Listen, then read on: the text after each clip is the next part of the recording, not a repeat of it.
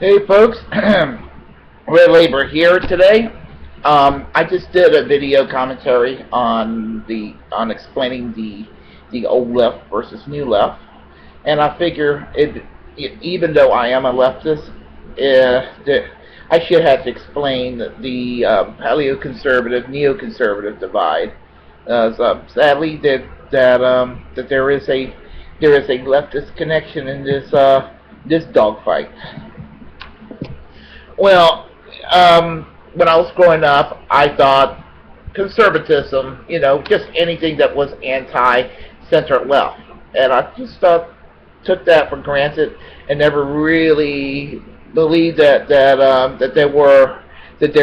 was a movement in the conservative on the conservative side of the spectrum that had very radical left wing roots. So I'm going to talk about the neoconservative political movement and how it evolved in a moment. And well, what happened was that conservatism probably prior to the 60s and 70s, did not have a leftist component to it, and mostly these people, we all refer to them today as the old right, and there's a new term, a fairly new term in the last almost 30 years called paleoconservatism, that's used to describe these people. And these people were mostly, initially, were people like Robert Taft and Barry Goldwater, Russell Kirk, and people of that type, and they were largely, especially in the 1930s all the way to the 60s, very anti-New Deal, very anti-labor, and anti-communist.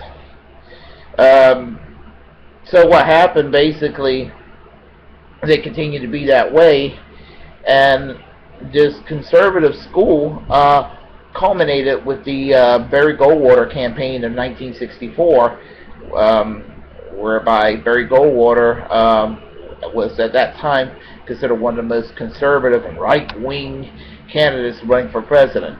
On a side note, which is kind of crazy and ironic, considering that Barry Goldwater ended up almost being a liberal Republican before he died. My understanding is that Barry Goldwater was very much not part of the modern right, various political sub-ideologies today, like the Christian right. He disagreed with a lot of their politics. He disagreed with some of these people that ironically grew under his campaign, the Christian right, and people like the Southerners who abandoned the Democratic Party for the Republicans because his opposition to the Civil Rights Act of 1964. Now, I don't think that Barry Goldwater was a racist, but he was called out at the time for opposing Civil Rights Act of 64. The difference is that he opposed it for what he believed was for constitutional reasons, and that was his position. But I think that people in the South, when they saw the Democratic Party moving towards civil rights, decided that this was their man, and that maybe the Republican Party was their party. So they went into a largely racially indifferent Republican Party, and what I call they're probably 1/3 of what I call the unholy trinity of the modern conservative movement, and I always refer to this unholy trinity as the neoconservatives, the Christian rights, and those who are responsible for the Southernization of the Republican Party, those who love the idea of Jim Crow. Okay, rant's over about Barry Goldwater. But anyway, what happened was that this movement, as I said, this movement which became known as neoconservatism traces itself back to the 1930s with the domestic American Trotskyist movement. The Trotskyists were expelled from the Communist Party in the late 1920s when Joseph Stalin was causing trouble for Trotskyists in the Soviet Union, and between the Stalin Trotsky conflict that was going on. Joseph Stalin, they were both communists, Leon Trotsky and Joseph Stalin, but they had different views. And Joseph Stalin was power hungry too, and everything. And there was also some anti-Semitism involved with Joseph Stalin, because Russia has a history too. But in the American movement, the Trotskyists were expelled from the Communist Party, and they founded a group called the Workers' Party, which went nowhere quickly. And because these Trotskyists hated Stalin as much as the moderate Socialist Party of America, they figured they could go and join the Socialist Party of America. Many did, and they tried taking over. Trotskyists are known for their what's called entryism, to enter and take over. That's just in their nature. And they were expelled from the Socialist Party in the 1930s, and many of them founded the Socialist Workers' Party in 1937. A split in 1940 over the German-Soviet pact transpired, and I'm going to confess I don't know which position was taken that split transpired, but the people who follow James Cannon from the SWP had their position. They remained in the SWP, and those who followed Max Chapman split off and refounded the Workers' Party, which went nowhere again.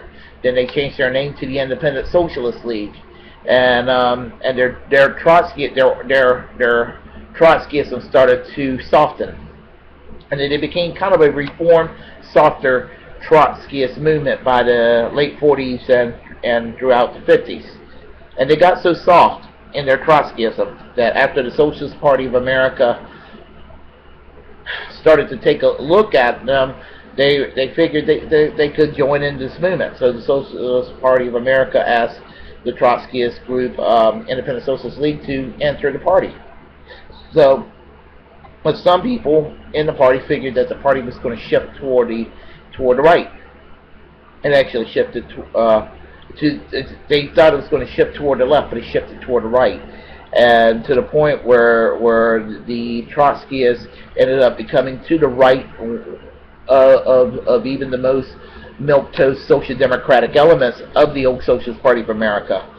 And to make a long story short, by the early 70s, it was a three-way split in the Socialist Party of America, and the Socialist Party USA, Democratic Socialists of America, what would be DSA, and the Social Democrats USA.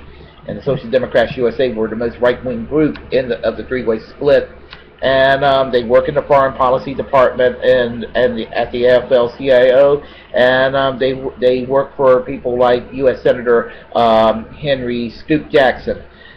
What happened was their really hardcore anti-communism were noticed by the people who were working for Ronald Reagan, and Ronald Reagan asked these people to join in with them in this fight against communism. If you're familiar with the names like Elliot Abrams, Gene Kirkpatrick, Norman Pordet, Carl Gershman, all of these people that would become known as neoconservatives today.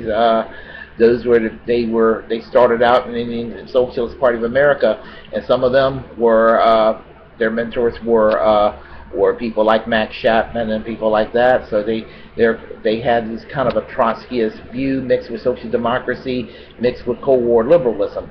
Then they entered the Reagan Revolution, and some of them remained conservative Democrats. Some of them eventually became hardcore conservative right-wing Republicans and abandoned everything about the left. But they kept some of the questionable baggage about the left in their ideology. So as the 90s went on and Bill Clinton was the president, and and then George W. Bush came in the White House, and after he stole the election in Florida in the year 2000, some of these neoconservatives were to be found in the Bush administration, like Paul Wolfowitz, for example. But anyway, a lot of these people were war hawks. They didn't have the commies to kick around anymore, so a lot of them got involved with this war against this war against terror. I mean, in the most unproductive, insane sort of way, like going into Iraq. Now, true, Saddam Hussein, that was an SOB, and anybody in their right mind will look at Saddam Hussein and thought he was a piece of shit. But he was not responsible for 9/11. He was not responsible for a lot of the terrorism going around the world at the time. I mean, as bad as he wasn't a fool.